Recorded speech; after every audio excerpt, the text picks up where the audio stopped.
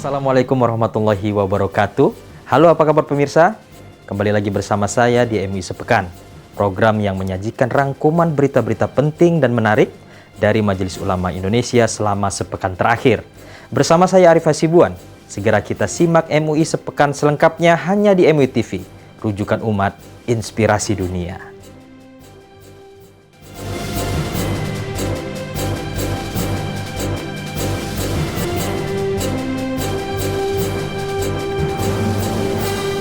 Kita masuk berita pertama.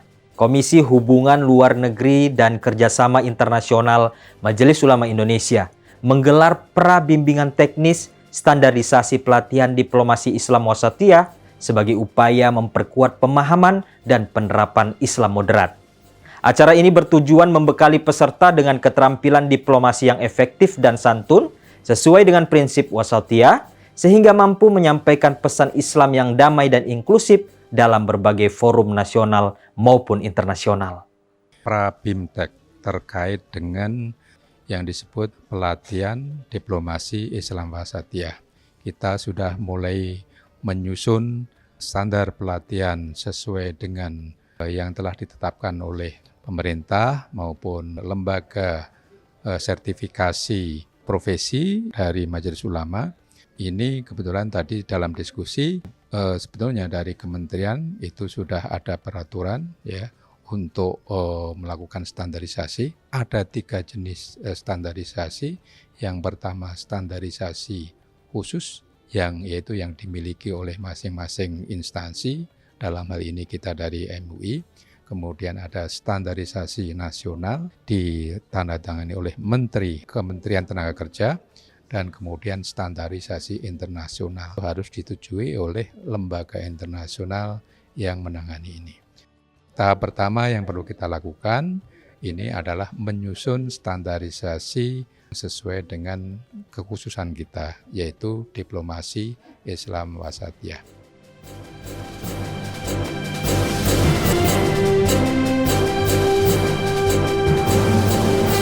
Kita masuk berita selanjutnya, pemirsa. Majelis Ulama Indonesia menyatakan sikap tegas terkait polemik pembangunan di Pantai Indah Kapuk II dan mendapatkan dukungan penuh dari berbagai pihak. Dukungan ini diberikan sebagai bentuk solidaritas dan komitmen bersama dalam menjaga kepentingan masyarakat dan memastikan pembangunan berjalan sesuai dengan nilai-nilai keadilan serta kesejahteraan sosial. Berikut liputannya. Kami berdiskusi yaitu mengenai PSN PIK 2 yang penuh masalah, bahwa PSN itu walaupun tujuan awalnya bagus dari negara, tetapi di dalam praktek pelaksanaannya banyak mengorbankan rakyat, banyak rakyat terzalimi, kedaulatan negara terganggu, banyak alih fungsi yang sampai saat ini itu semuanya ilegal. Oleh karena itu Majelis Ulama Indonesia meminta kepada pemerintah, kepada Presiden agar itu dicabut.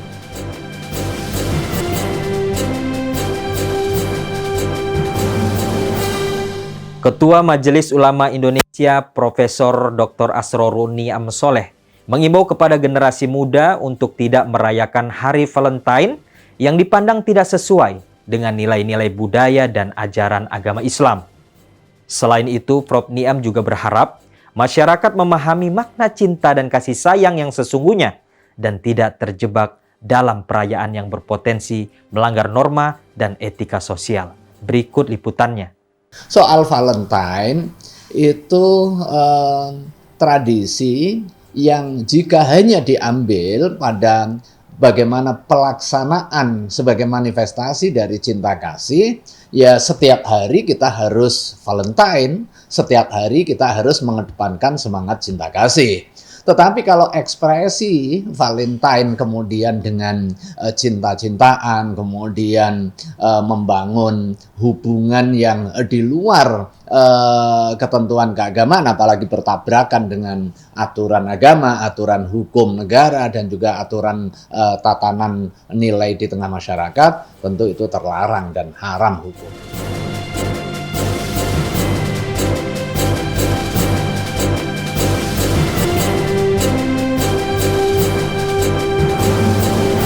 Kita beralih ke berita selanjutnya, pemirsa. Badan Pengelola Keuangan Haji atau BPKH dan Majelis Ulama Indonesia sepakat memperpanjang kerjasama dalam pengelolaan keuangan haji guna memastikan transparansi dan akuntabilitas dana jamaah. Kerjasama ini mencakup pengawasan syariah serta optimalisasi investasi yang sesuai dengan prinsip-prinsip syariah, sehingga diharapkan dapat meningkatkan pelayanan haji dan memberikan manfaat yang lebih besar bagi umat.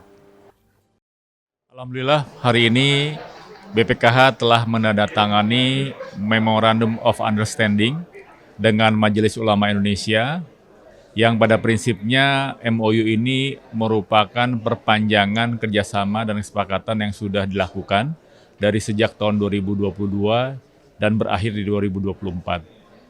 Insya Allah banyak hal yang selama ini telah dikerjasamakan dan akan dilanjutkan terus. Salah satunya adalah penguatan kelembagaan, kemudian juga terkait dengan fatwa-fatwa, dukungan ijtima terkait dengan pengelolaan keuangan haji, dan penguatan dari kapasitas SDM, baik dari sisi BPKH maupun dari sisi MUI itu sendiri. Mudah-mudahan ini menjadi satu titik keberlanjutan yang bisa terus diupayakan untuk meningkatkan kualitas pengelolaan keuangan haji dan peningkatan kualitas ibadah haji bagi seluruh masyarakat Muslim Indonesia, khususnya calon jemaah haji Indonesia.